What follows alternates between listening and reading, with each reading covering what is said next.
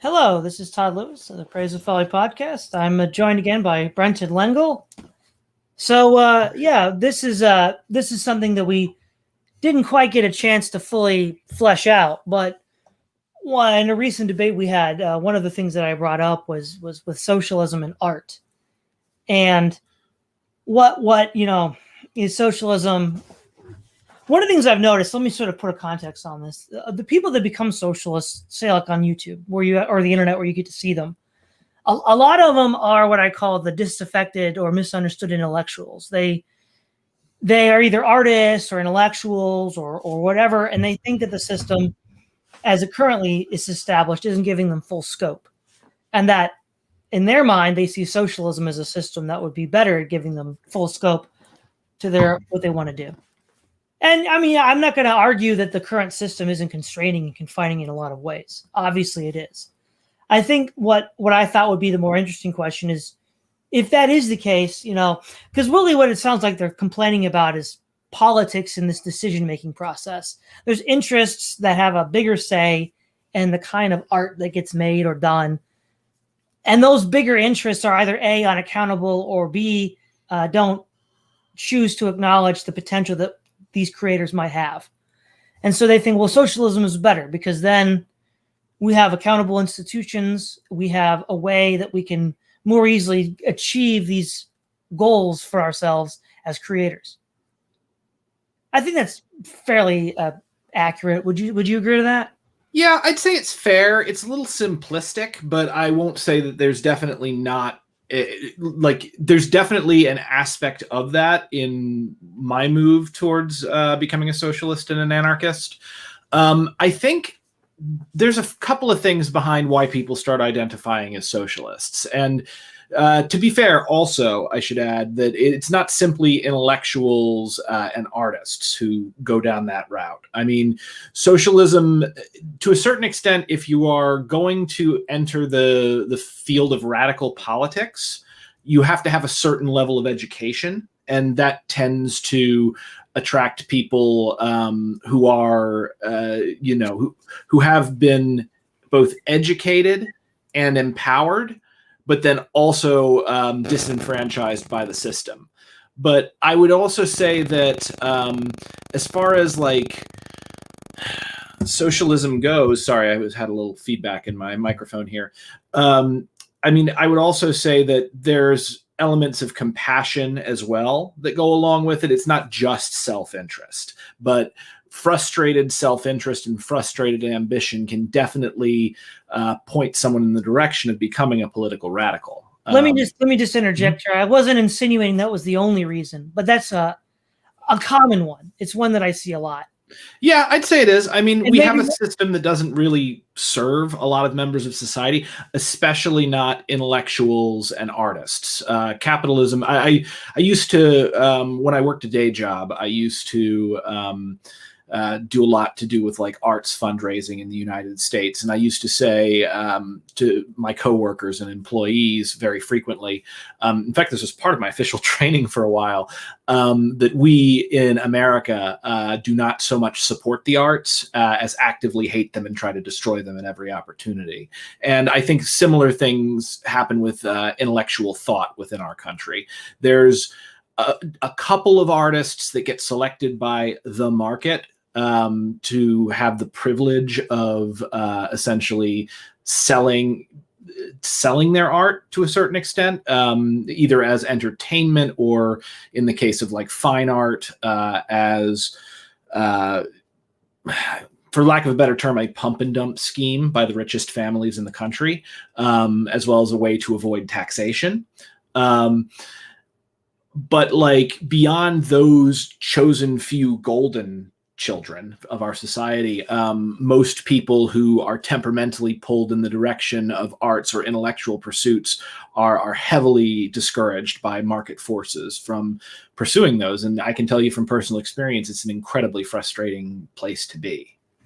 Yeah. Now, as far as the sort of Well, I don't know if maybe you did understand. Maybe you were preparing a response to my art charge, but we didn't really have a chance. It was almost over as soon as I made it. Yeah, I apologize on that one. Because part of the reason why that we were so pressed for time was I was having computer troubles at the beginning, so we may have charged past it. And I thought that was a very interesting thing to bring up. So let me just rephrase it for anybody that hasn't heard it, and then I can kind of get your take on it. So if we look at, okay, this is an already existing socialist system, right? I'm assuming that, where we have democratic decision making. And so everybody has to, for lack of a better word, let's call it the Workers' Soviet Council. They're going to vote on who gets the resources, this month for their use. People who do a lot of like physical labor, like farming or factory work, it's obvious that they've earned a share of the surplus because they're producing it. Someone who's producing aesthetic content obviously is important. You and I wouldn't disagree with that. But I don't think it's as easy as sell. And so what they're going to have to do is they're going to have to say, well, look, I need resources. I need leisure time. I need, if I'm a painter, I need canvases and paintbrushes. If I'm a novelist, I need, printing presses and paper. Or today, computer laptops. So how are we going to divvy up the resources? And so the best way to do it is to say, well, look, get a certain, whatever the mechanism is, the democratic mechanism, get enough share of that mechanism to then support the transfer of, the collective resources for your project.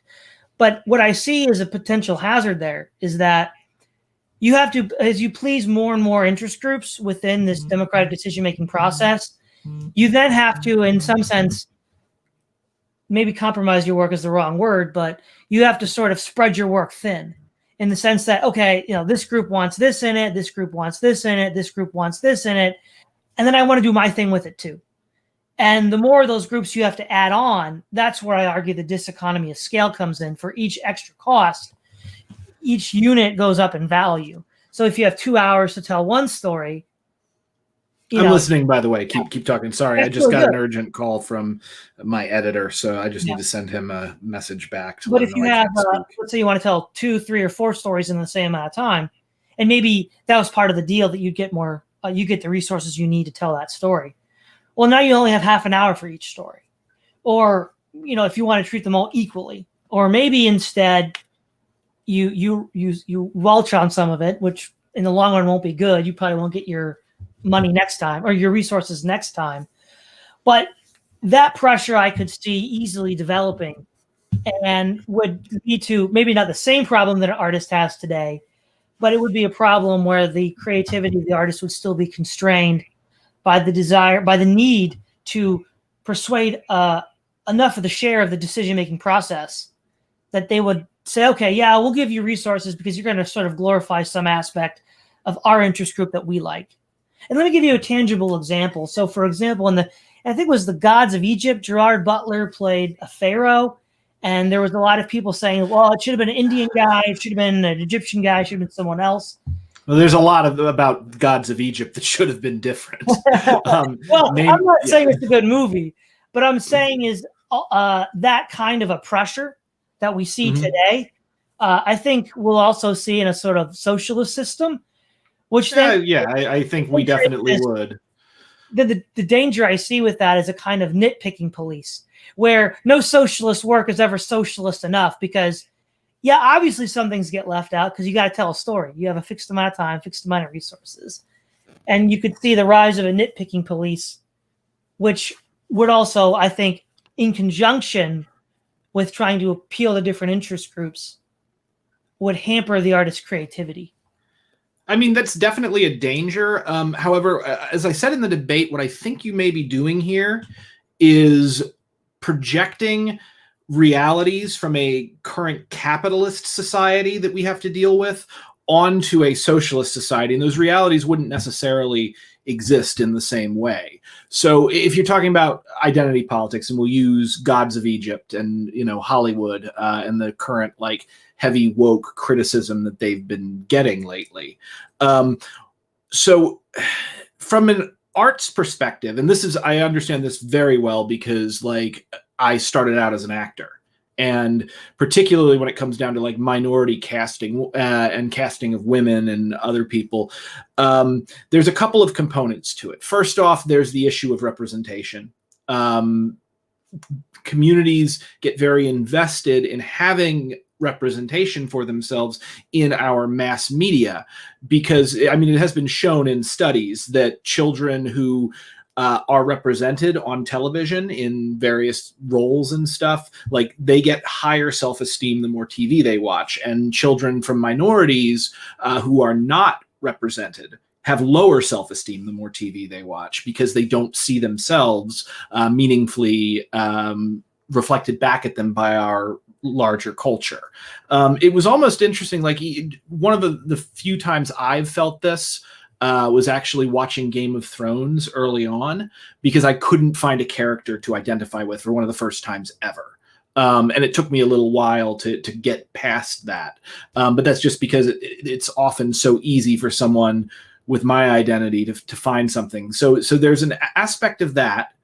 But then there's also, besides like the prestige of it and the fact that representation is actually important on like a physical material level, there's also the fact that there is this huge competition for roles within in acting in general. Like one of the most disturbing things that I noticed was when I did my first play in New York, which my first full-length play in New York was Mike, about the New York City underground open mic scene. And I had written a number of roles for people, and I tried to be as inclusive as possible and have as large a cast as possible because, one, I wanted to get a bunch of actors there so that they would invite their friends and family and make sure that even if a lot of people didn't see it, we would have an audience just from them.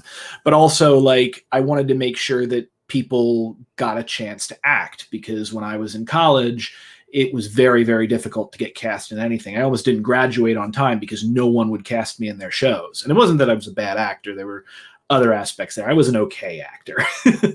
But so what I remembered was that when I put out a casting call for this show for the first time, there were only 2 roles for women in my show of like that I had written. I would say, close to, it was being performed by like 12 to 14 actors, and I'd written 2 female roles, and I just got this deluge of like 700 resumes from women, and all of them, with little exception, were all very well trained, very well. They were all trained. They all fit the role. They were all beautiful. They were all talented. And I'm like, holy crap. I thought I had it bad. I didn't realize it was this crazy just for being a woman. And then you take that for being a minority and you make it even harder. Like the fact is that there's a ridiculous amount of competition for roles because roles are not written for these people for the most part. And it's only been very recently that has been changing. So when there is the very rare role that can be played by someone of minority status, and then that role just goes to a white person, like I can, there just from a former actor standpoint, I can understand a very visceral and angry and frustrated reaction coming from somebody who has that background. Well, let me point out that certainly there's a certain kind of unique mechanism going on now under the capitalist system. But let's look at, I guess, the closest thing we would have to socialism today, modern day sort of overtly left socialist movements. So one of the things that we see going on fairly commonly is infighting over why does my revolution have to wait for your revolution to happen. We see a lot of that, and we could see that manifest. We could, if we got to a point where art was created on a large enough scale, we could see that happening. We can imagine somebody making a story about, the classic workers' revolution against the state. And then you've got the feminists saying, well, where's my revolution? Then you've got the third world nationalists saying, where's my revolution? And it's like, well, we're not telling you revolution. We're telling the revolution of the working class against the bourgeoisie. But you could easily see that developing because, well, sure. Well, let me get to, so that I was explaining there the frustration that comes with that. But what I wanted to explain is that, if we are in a socialist society where someone's productivity someone's access to the means of existence, to the food that they need to eat to live, and the house that they need to live in to not die of, exposure, are guaranteed by society, either through some form of welfare capitalism, or if we move in a more communist direction, they're guaranteed to all members of the society, regardless of what they do. There's going to be a lot more art. And there's going to be a lot more opportunities to get your art out there and to represent yourself than there would be within a society like what we have right now with our capitalist society, where most people are forced to work a job they hate for some capitalist that, towards some end that they don't even believe in, for a full 1/3 of their waking life, and are kind of living paycheck to paycheck. So there is no opportunity for a lot of people to create art. And for those of us who must create art, because that's what we were putting on this earth to do, we have to find an ability to do that outside of the marketplace, especially if it's the kind of art that doesn't sell well for one reason or another. Because there's huge financial barriers to entry. First off, like even just doing indie film, it's insane how expensive it is just to make like I wrote a web series. I thought it was a bargain basement web series, and just to shoot one 7-minute episode, I remember I took it to some indie producers, and they're like, "Okay, we can shoot this, but we need $30,000." And I'm like, "Okay, let's new plan." And theater in New York, like my first play, again, shoestring budget. Going, beg, borrowing, and stealing. All of the actors, for the most part, working for exposure, or working for just a token fee, and volunteering not just their time but their resources, their clothing, their musical instruments, all this stuff. That show still cost me $7,000 just to put it on for 1 week.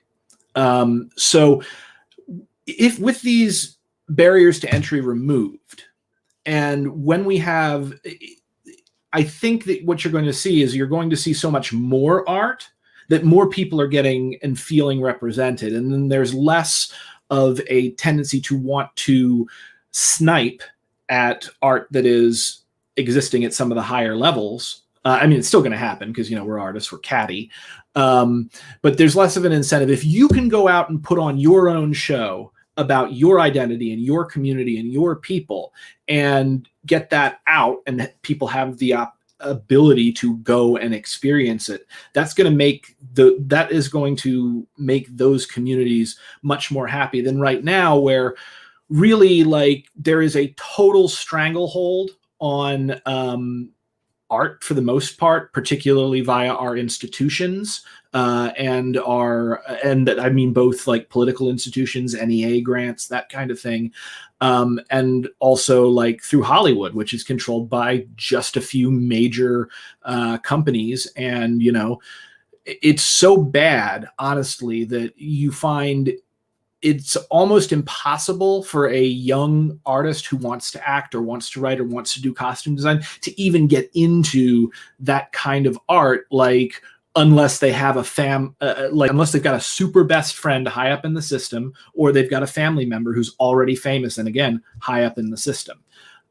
So that kind of frustration both generates anti-capitalist rage, but I think it also generates rage from communities that don't feel that they don't see themselves reflected in our collective art in the society. Oh, okay. So let's get to a point that you made about the kid taking care of a sufficient level of material needs. Let's, again, with all these examples, there's going to be some room to quibble, but I think a good example that I think is a potential counterexample is Russia.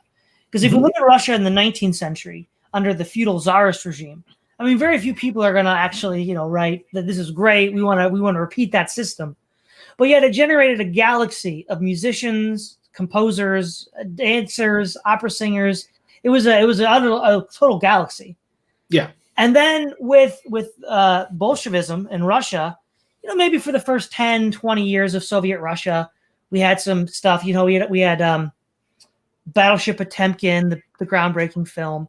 But after 1945, and certainly by the 1980s, there's nothing to even compare with early Soviet art, let alone the galaxy of Tsarist Russian creators.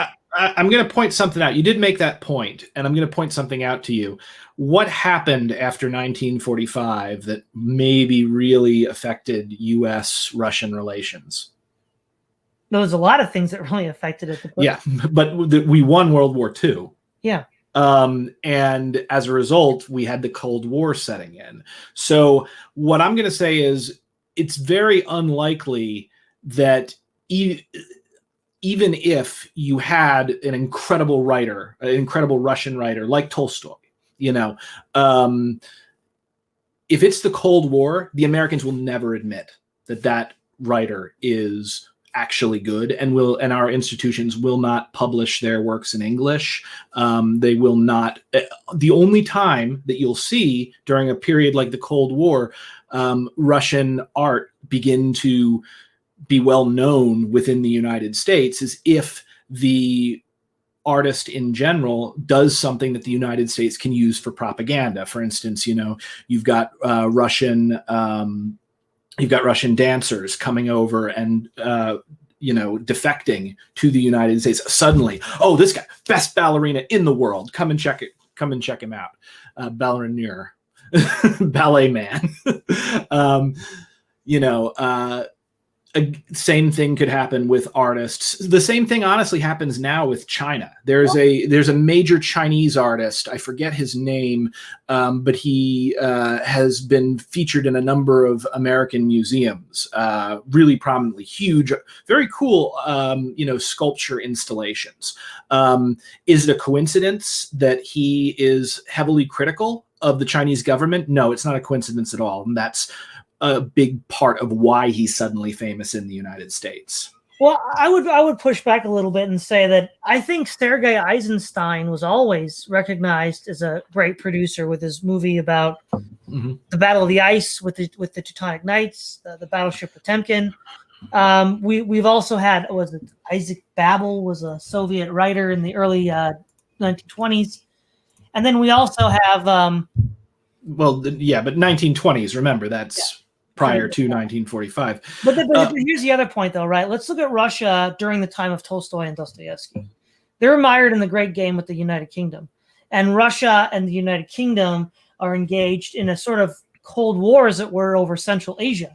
And so, for most of the 19th century, Russia was on England's most wanted list. And yet I don't think anybody in England was going to say, well, I don't think Tolstoy's a great author. I don't think Dostoevsky. Dude, I mean, again, look at how, I don't know how old you are, but do you remember when we first went to war in Iraq?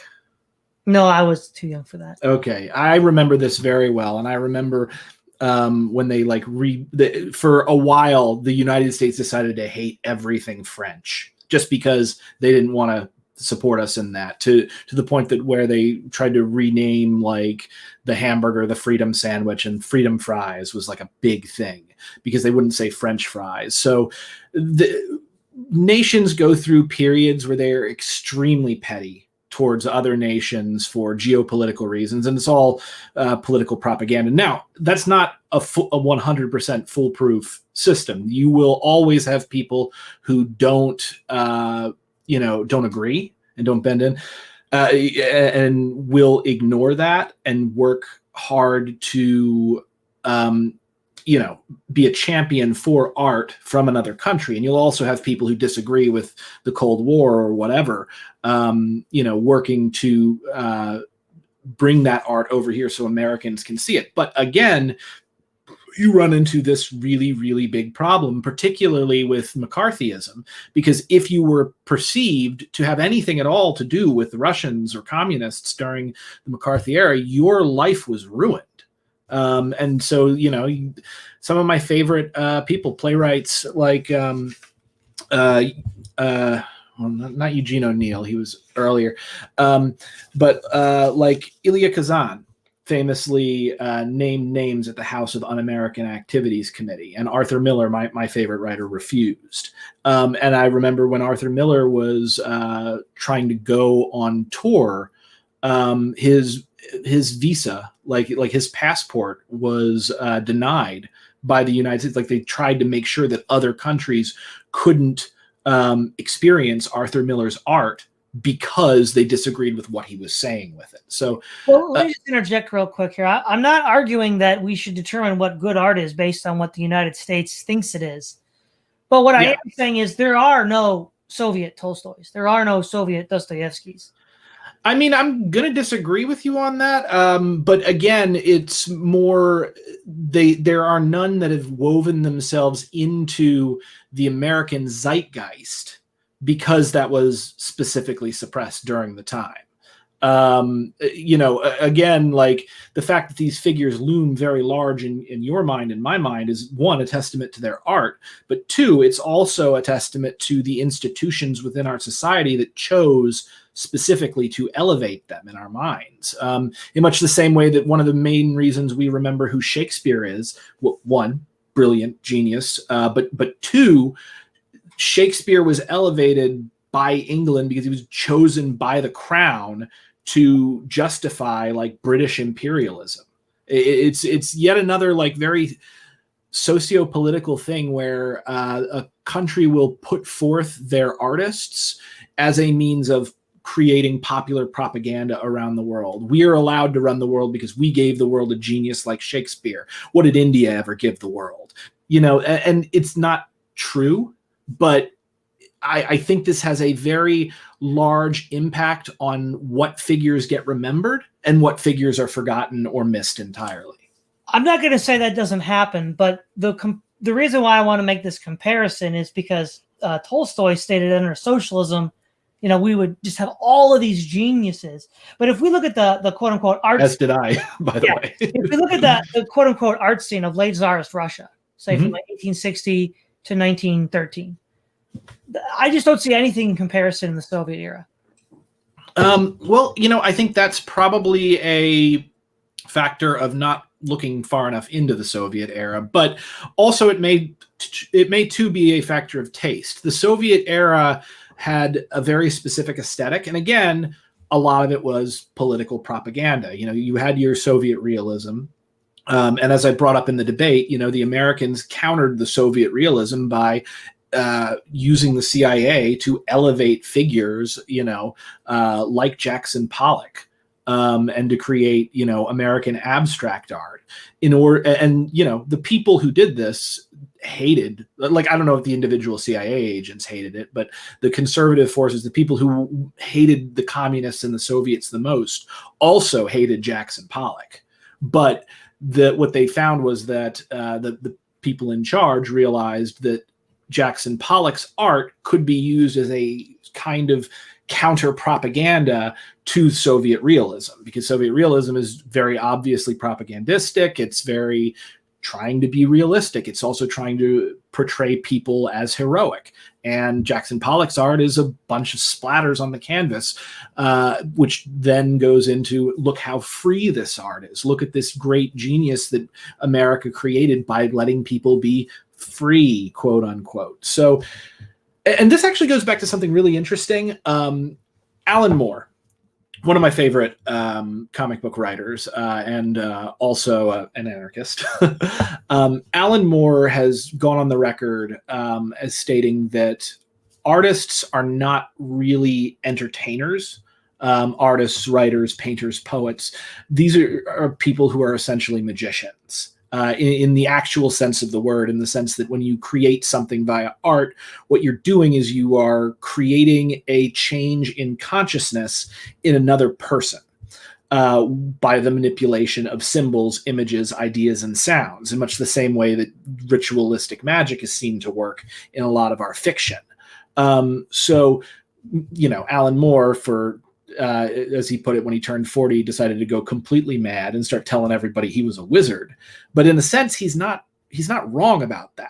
Like, art is a really, really interesting thing because, one, it's very heavily used for propaganda, but also two, art, especially when it's good art, it's about sharing something genuine about yourself and your experience with the audience. It's about creating a sudden connection between two people or millions and millions of people.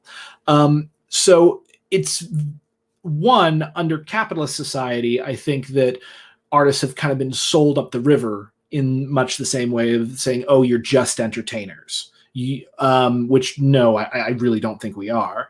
But also two, within any society, they're going to want to use that ability.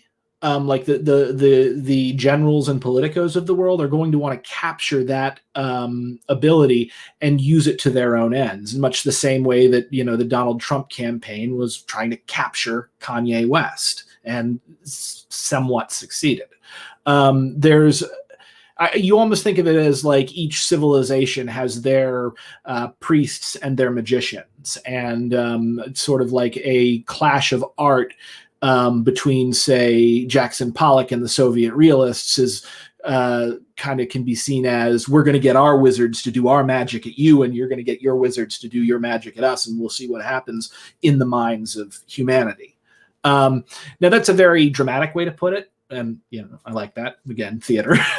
But I think there's something very much to that view of art and how art winds up getting expressed in various systems and then later incorporated into the zeitgeist and into history. Yeah, okay, so there's 2 points here. I think one thing we can say is you are right. There is this aesthetic taste quality to it, and we can get into that in a moment. But I think one of the things is that would distinguish, say, great art from mere propaganda is listen to Richard III, right? Shakespeare's Richard III is clearly anti-Yorkist propaganda for the Tudors.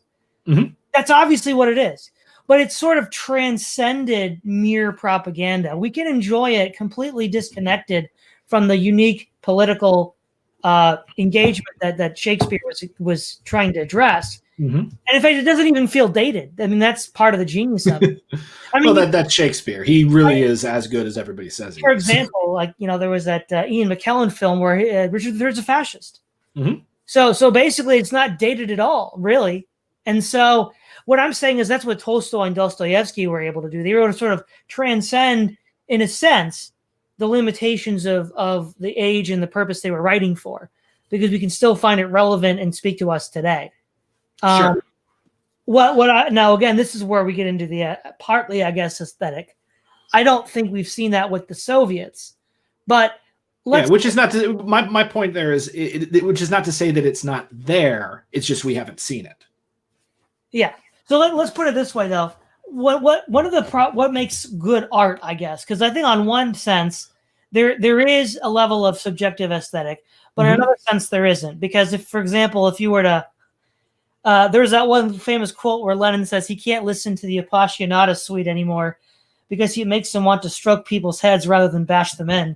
But the point is, Lenin admits that, this is, excellent. Like, you can't argue with that, right? So someone on the spectrum of Lenin, say someone in the capitalist United States, they're both going to say, this is great art, despite whatever their subjective differences are. And I think one key thing is what Lewis and Tolkien described as the escape into reality. So you can create art which is escape from reality, or as I call the escape from consequences. And I think a good example would be Conan. If he has a problem, he just kills you. And apparently nobody ever seems to get mad that Conan kills all these people. Because in real life, if you just went around killing people like that, you'd have a whole bunch of posse chasing you down. Yeah, he'd be like James Bond is another example. Yeah, it's the worst kind of escapism, right? Because you're escaping consequences. You can do all these things, but see, if there's no consequences and there's no tension. And if there's no tension, then what's the point of the story? And so what Lewis and Tolkien would say is that given the world we live in now is unreal in a lot of ways, the system that's been imposed on us is unreal. Good fiction is an escape into reality where we deal with the real issues that are going on. Of course, consequences are part of that, right? There are consequences. And I think that is at least a good place to start. The idea of an escape into reality, as Lewis and Tolkien would describe it. Yeah, I mean, I would agree that's a great way to describe art, I think. And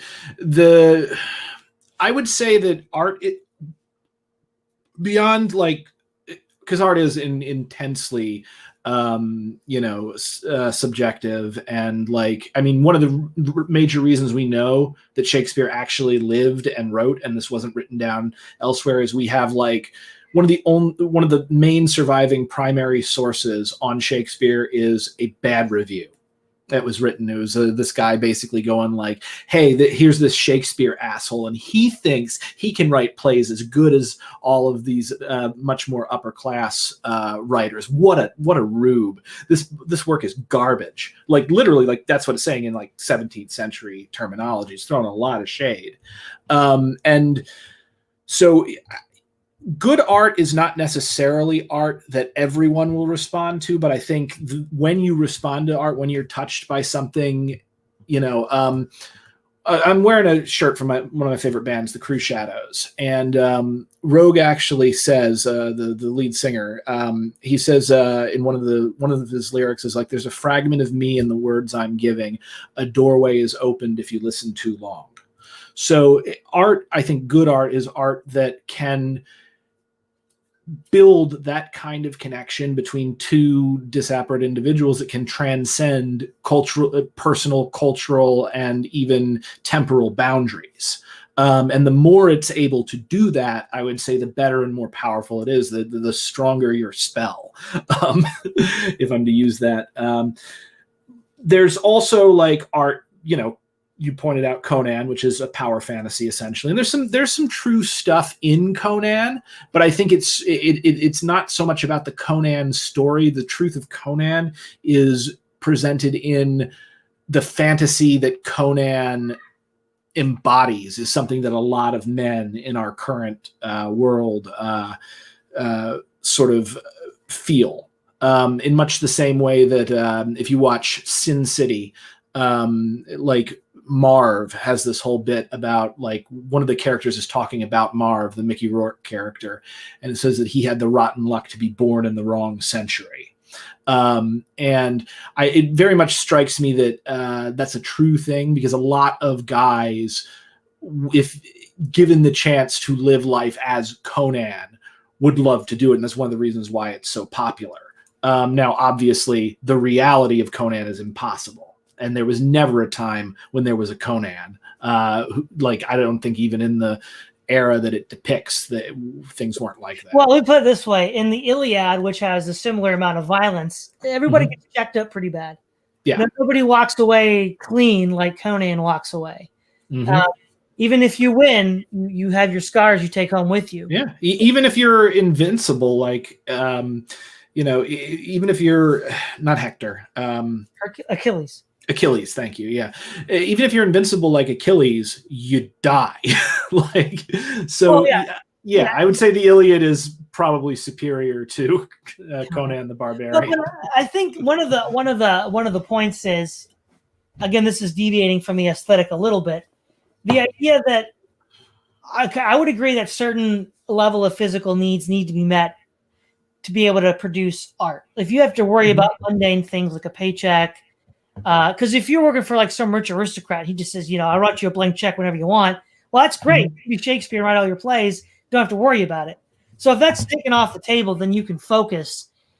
But what I would question is, I don't know if you can take everything off the table, because if there's no struggle, it's very difficult to see how art can be produced, because a lot of the great works that we remember are those works where either the creator himself was struggling to overcome some obstacle, and then he did it through his art, or his characters do. But partly also, life imitates art. And so these people are often going from their own experiences, right? Their own struggles then go into the art. If you have somebody that doesn't struggle at all and hasn't had to struggle, well, what kind of stories can he really tell? It's almost like if you can have too much of a good thing. Oh, yeah. No, I think you're entirely right. And what's really interesting is the series One Punch Man really deals with this. In the sense that, have you ever watched One Punch Man, by the way, like at least No. the first season? Okay. I'm not a huge anime dude, but no. Okay. So I have a heterodox interpretation of One Punch Man. I think One Punch Man is actually about being an artist, but like being an undiscovered artist that nobody knows about. Because if you look at like Saitama as a character, he is this incredibly overpowered protagonist who, in a very childlike way, can defeat every single one of his enemies with one punch. But they've got like a hero ranking system, and he gets ranked like a C-class hero because he didn't do well on the written test. And like he lives in a crappy apartment and like goes to shop for, he has to make sure to like pinch pennies and get the supermarkets when it's the sale because he barely has any money. And the series grows from there. But as One Punch Man keeps like saving the day, he doesn't get credit for it because everyone assumes that a C-class hero could never do the things that he does. So obviously some other hero did it. And then there's even like very catty kind of competition between heroes as to who's like the one and who gets the most fan mail and all this stuff. And it's really fascinating. And I really think what the artist, the truth in One Punch Man that the artist is coming from is he's coming from a place before he was discovered as a undiscovered, ignored artist whose work just simply wasn't connecting with enough people because people were not primed to receive it. There's a big thing that I noticed, which is Josh Bell. Joshua Bell is one of the best violinists in the world. He plays Carnegie Hall, sells it out every single time, makes thousands of dollars an hour just to play his violin. And they did an experiment where they set him up to busk in the DC subway during rush hour. So Josh Bell, remember, brilliant artist, objectively one of the best violin players that you could ever have, goes to play and nobody cares.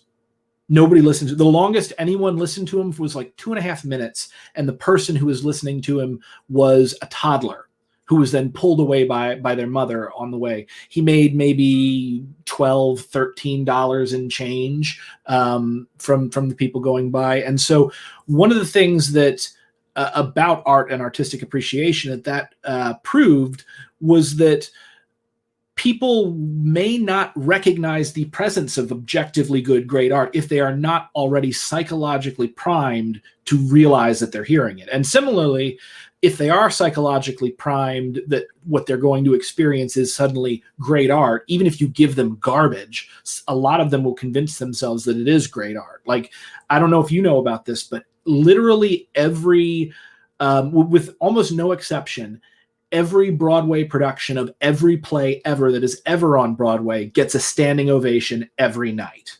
I don't think there's ever been an exception to this. And it's even when the plays that are on Broadway are objectively garbage and are only there because some rich people wanted them there. Like the audience, and this is a Midwestern audience usually, it's mostly tourists, it's not sophisticated New Yorkers or anything, get up and they clap every time. And why did they clap every time? Well, because they spent $400 on their tickets. And God damn it, I'm going to go to Broadway, and God damn it, I'm going to see something brilliant, and I'm going to clap at the end and stand up. So there, a lot really goes into the experience of art, and it's really fascinating, both in those terms and then also how this interacts with like market dynamics and market intelligence. Well, I would totally agree that people have to sort of develop the aesthetic sense. They're not born with it, and they may not see it if they don't have it. Though I'll point something out. Who was the one that listened to Josh Bell?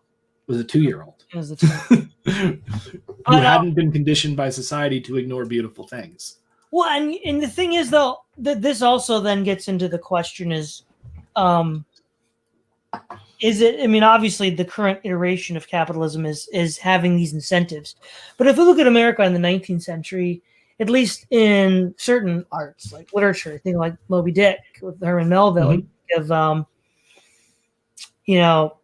these other authors. This is obviously a capitalist economy, but yet a lot of these really great authors were getting produced. I think it's related, but I think there are other factors also that have shifted the whole market dynamic. Because I don't think you could have Herman Melville today. Someone like him just would not make it. But he did make it once upon a time. Yeah.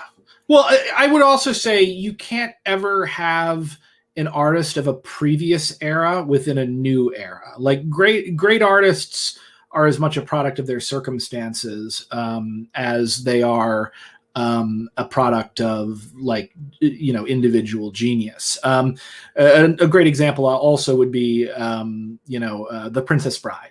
The film The Princess Bride could never be made today, and it's again kind of a perfect movie. But even it's a miracle it happened even in the 80s. But can you imagine if Hollywood went and tried to do The Princess Bride today, like with like kind of Michael Bay and Zack Snyder type sensibilities?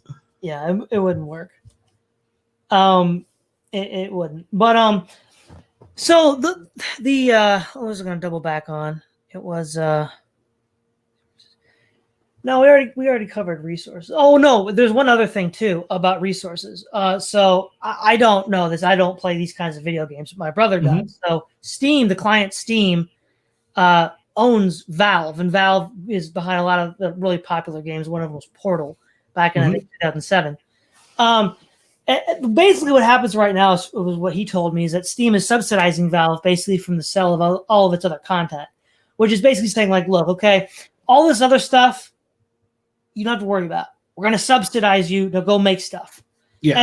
And Valve has just really gone down. Like they're not producing that crazy stuff that everybody loves from like 10 to 15 years ago. When they didn't have, a blank check, when they really were struggling to produce content. And it would seem that from looking at Valve, that when they didn't have everything taken care of, they were actually striving to create these really great games that would sell, because they needed them to sell in part because but now that everything's taken care of, there's been a steady decline in Valve's productivity of these like amazing games that they have. I would agree. I don't know about Valve. I do remember I did play Portal all the way through, and I absolutely loved it. And I played the Half-Life 2, and of course Half-Life 3 still coming, still on the way. So, I might say that maybe that's a factor of them being too comfortable, but it could be a number of other factors. It might have been losing a particular designer or team of designers, or moving to, something else. Oftentimes, an artist's inspiration is born from our own struggles. I will tell you, I would not be nearly as good as I am today if I had been picked up as a wonderkind, and had my art, thrown across the stage. But also, interestingly enough, this goes back to Joseph Stalin. So a lot of people don't know this about Stalin, but Stalin was actually a brilliant poet. Like, he was legitimately really good and was recognized at a very early age. He was like 17, and got like heralded as like the next great Russian poet. And, got published in a lot of things, and his work got widely circulated. He got a ton of, adoration for it. And there probably is like a timeline where Joseph Stalin is a poet and not a despot.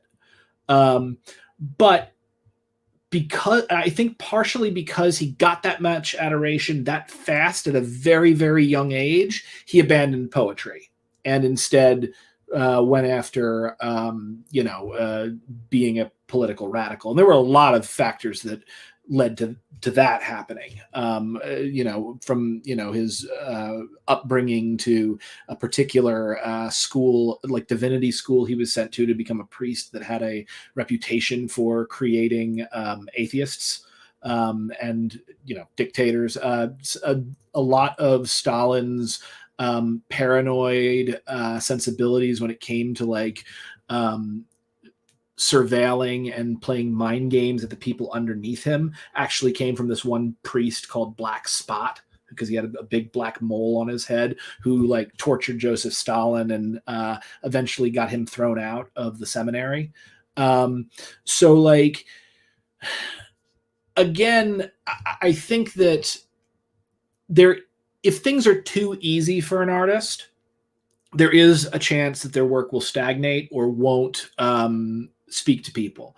But I think that's also a function of things being very hard for everyone within the society. So if an artist has a number of experiences that are more or less universal, they're able to take, and when they're expressing themselves, what's really happening is they're expressing the universal in a very particular way.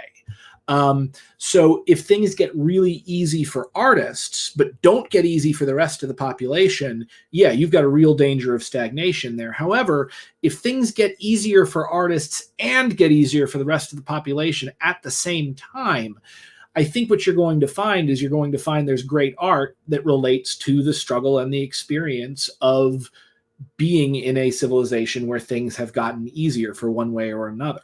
I know, like, I was raised pretty well to do, and one of the driving forces behind my creativity that like pushed me to first hike the Appalachian Trail, Maine to Georgia, and then write the play North to Maine, and then remark about this on North to Maine, was that I had felt like a little too sheltered growing up. And that experience wasn't universal, but it was more universal in the 1990s when the economy was good. One of the few times when the economy was really good, than it was at any other time in American history. So I would say that, simply making things easier for artists could be dangerous, but I think it's less dangerous if you're making things easier across the board than if you're just coddling artists.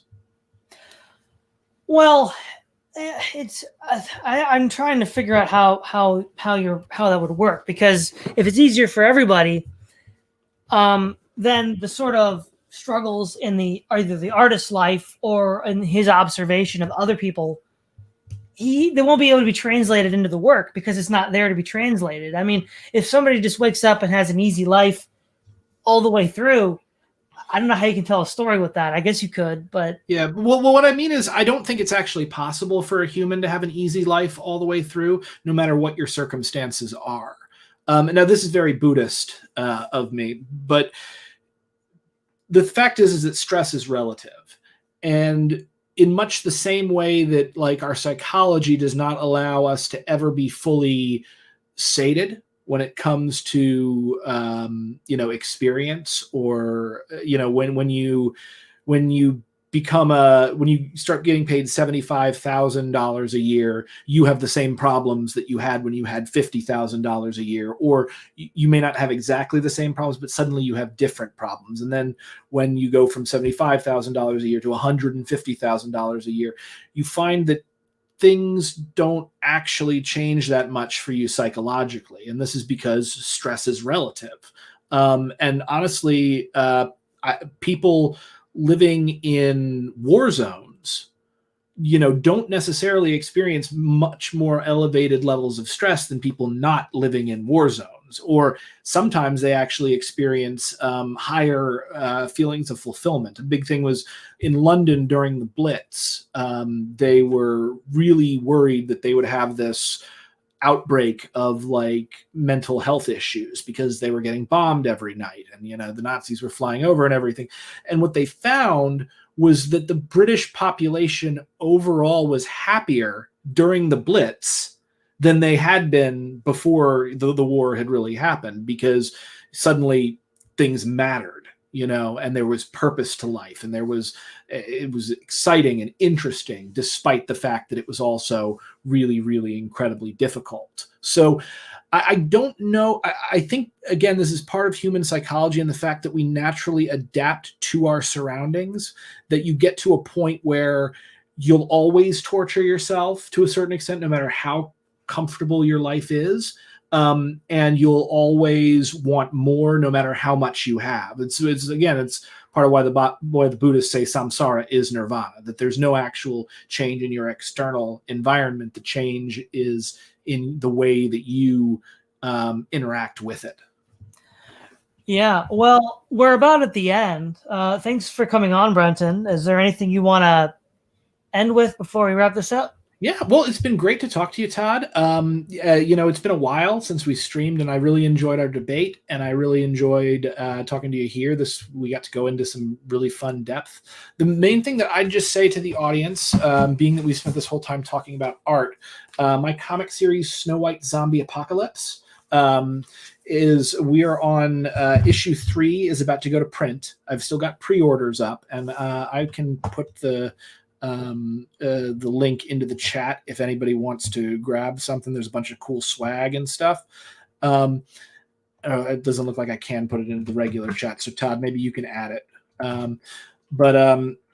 Yeah, I just sent it to you. But yeah, please go check that out if you want to get in on the series at the ground floor. It's really good. It's dark fantasy mixed with 70s kung fu with strong political overtones, so I think everybody is really going to like it. Yeah, keep an eye out because I've got some other series on the horizon, and I'm going to be doing some more debates. You can look me up on YouTube. Just Google my name, Brenton Lengel. Thank you. All right, and thank you. This is Todd Lewis of the Praise of Folly podcast, signing off.